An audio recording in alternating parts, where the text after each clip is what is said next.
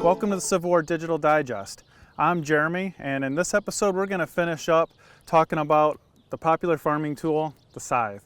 Previously, Will met with Deb Reed, who is the curator at the Henry Ford for Agriculture, and we quickly realized that this was just too much to cover in one episode, so we broke it up. So previously you got to see a modern setting. Now step back with us into the 19th century with Brian Egen as we learn more about this. So thank you, Brian, for coming out on this beautiful day. Thank you for coming out. So you brought a couple of tools of the size with us, different versions. Tell us a little bit about the blade to start. Well, the blade, this particular blade is known as an Austrian blade, and it was metal that was hammered out initially on an anvil or a flat surface to sort of draw out the metal on this to make it as thin as possible. And then with a stone, you could sharpen to get a really fine edge. Generally speaking, for grain crops or hay fields, you have a long blade. So this particular blade is very long. That would suggest it would be used for hay or grain crops. The shorter blades oftentimes would be used for like trimming up fence lines and ditches, for smaller work, more utilitarian work. So this one, you said it's hammered out, but you have another blade here as well that I think is probably seen fairly often. That's right. This particular blade, it's not attached to the Snath. That's the wooden handle that it would be. But this is a stamped American blade, and it's just one piece of metal that was stamped out. Now this is a very short blade, obviously, compared to the other one. So this would have been used for trimming fence lines, like I was saying, or maybe for some heavier material and brush. You can feel how stout that is compared. It's got some weight to it. It does have some weight to it as well. But again, this would have been used mostly for short areas of work. But if you're going to be in a field all day mowing hay or cutting grain crops such as a wheat field, you're going to want the lightest blade possible and the large blade. Make it easier to work. Absolutely. So we have two different versions here. You have a straight Snath. The Snath is a wooden handle that is attached to the blade. And maybe you could hold on to that one for a second. And then the one that you commonly see in antique stores is the curved Snath blade. So Brian, you talked a little bit about sharpening the blade. You want to go over some maintenance of this tool? Absolutely. So when you're out scything, every person that would have been scything would have carried a stone with them. As I was saying, with these Austrian blades, initially you would peen this out with a hammer to sort of draw the metal on the edge very thin. And then at that point you would take a stone and you would work along the edge to make a very, very sharp edge, almost creating burrs on it. So what you would do is on the back side, or the front side, the face of the scythe, using this edge here as a guide to get the right angle. That's right. You would just do short strokes down, and the idea is that you're drawing that thin edge of metal to almost create a burr. You can feel I created a slight burr there. Yep, I can feel that little rough spot. Now, little lip. That's right. Now you could take it on the flat and do that, and you work out the burr. You can see it's smooth now. Mm-hmm. But oftentimes, I like to have a little slight burr that actually acts like a serrated knife when you cut through your material. And so you're not going to go all the way down the blade on the sharpening. You're just short strokes. That's right. Short strokes, a little bit at an angle, and you want to draw that down. Because if I were to go like this, I wouldn't be able to negotiate the proper angle, and then you would be drawing the metal this way, and you wouldn't be creating that edge. But sharpening, you got to be very careful. As you can see, I have scars on my thumb from talking to guests here at Greenfield Village, not paying attention, and then pop it back up. So how often would you stop and sharpen the blade? That's a good question. You would probably sharpen the blade. It depends on the material you were cutting, but generally about every 100 yards or so, I would take out the stone and sharpen it. That's outstanding, learning about how to care for the tool and the sharpening of it. You and I were talking, and you've shared previously that in the technique of using it, what's often seen on television and in the movies is not an effective use of the tool, and it's not really going to work. So, yes, you are correct about that. I'd love to share with the audience what that not to do and then what you should be doing. Absolutely. Well, why don't you come on in and we'll give it a perfect. shot. So, yes, in period movies or television, when you see somebody operating a scythe and they lift it up like this and chop, it's totally inaccurate, because with the scythe like this, it's got the curved blade. So what you want to create are basically a continuum of circle swipes like this.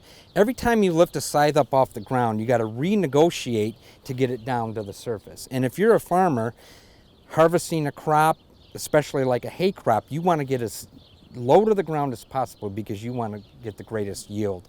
You want to do a very a circular motion. In fact, when I was taught how to do this, I'd have a rock, the instructor put a rock or a brick under our arms to keep that right elbow tight, and you pull it. So at the end of the day, you're going to feel it on your left side here, because a lot of your strength is pulling it through.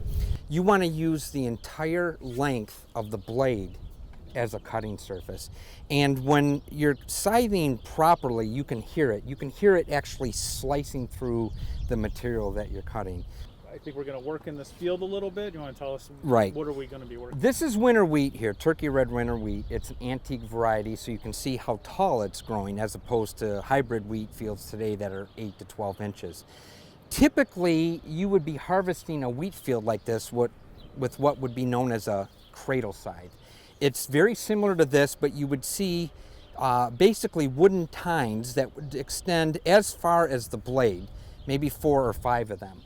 And what the idea is, when you would go to harvest and when you were cutting, the stems of wheat would fall into that cradle.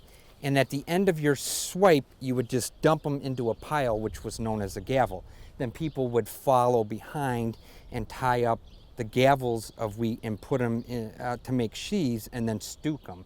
Basically, you'd put them in the ground, sort of like a pyramid or teepee shape, and that's how you would see a wheat field afterwards. Now, again, scythes like this would have been used to open up a field, maybe to get equipment in here, or to actually start a section. So we'll go ahead and get started here.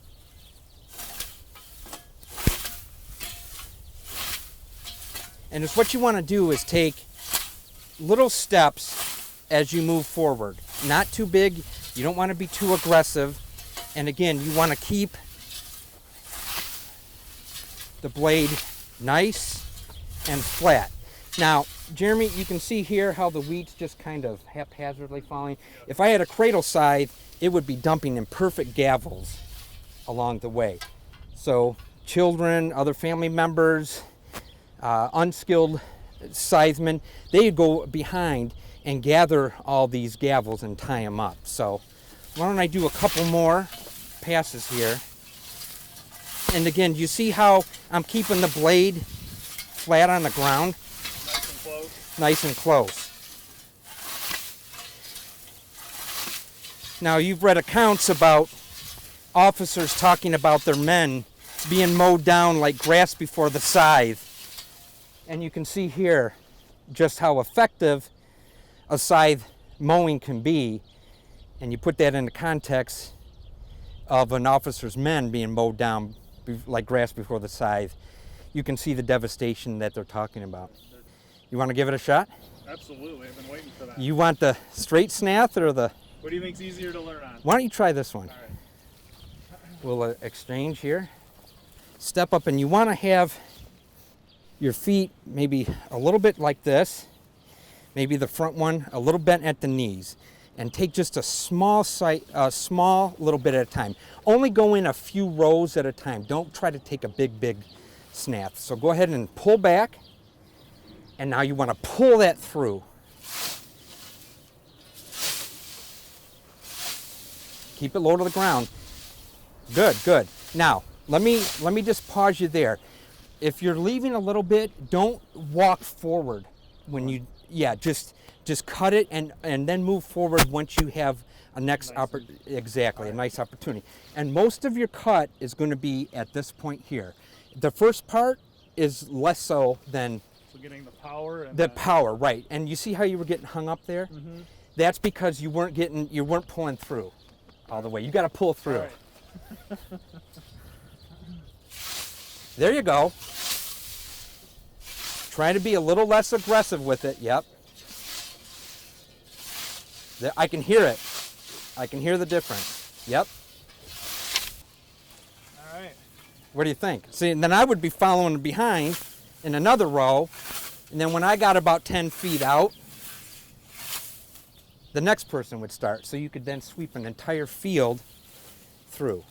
Well, my first time, you can definitely. I think it was really good. It was really good. Where you have stopped and I began. But It's really it was good. Cutting. It was. And the big thing is, you weren't lifting the scythe way up in the air to renegotiate. You could imagine if you lift it up high, and every time you come down, you're going to create, your cut's going to be like this. This is enough work as it is. Why create extra work as lifting? Absolutely. You know what? That is absolutely key. Absolutely key. So we got some cut. You were Got some talking cut. about the gathering of it. Let's check that out. All right, let's go. Well, when you get down, first thing you want to do is find some really long pieces in both hands, about this many, with the heads out. So cross them about that much in each hand, and then grab with your finger like that. And with your other hand, lift that one up and bring it down. And this is a tricky part. You want to put that to that side and this one to this side. And basically you're creating one long one. Pretty good. Pretty good. We'll see the test now. I don't know if it'll hold, but. So then you have there's a gavel for you, a pile. Again, you want to maybe grab some of that loose there. You combine these, but for this purposes, lay it on over the top. Just reach around and turn it over. Twist it once, and then you just take that knot and tuck it underneath. And then proof of concept, see if you can, right in front of the camera. Yeah, that's pretty good.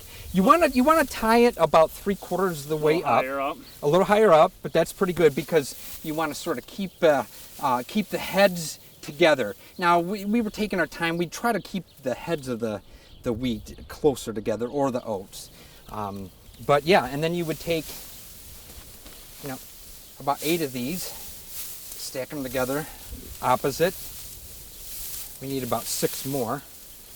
And you put them together like that, and then we take 2 at the end and spread them open and sort of lay them over like this, and then another sheath laid opposite, and that would help keep any rain. It kind of shed the rain and help protect it from the birds and whatnot from eating the grain heads. And so at the end of the day, you would see a whole field of these stooks spread out, very majestic. To that. From this to that, absolutely.